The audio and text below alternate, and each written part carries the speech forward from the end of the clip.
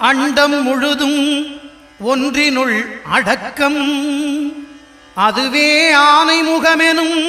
ஓங்கார விளக்கம்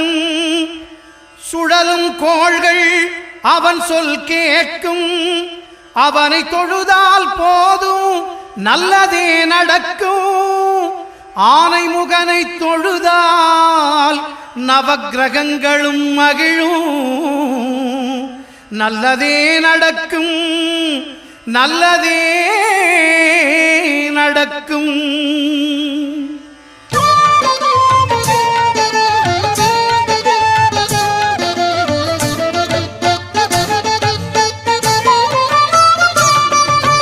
ஒன்பது கோளும் ஒன்றாய் காண அங்கு கற்பகம் என்னும் கடவுளின் மெய்யில் ஒன்பது கோளும் ஒன்றாய் காண அங்கு கற்பகம்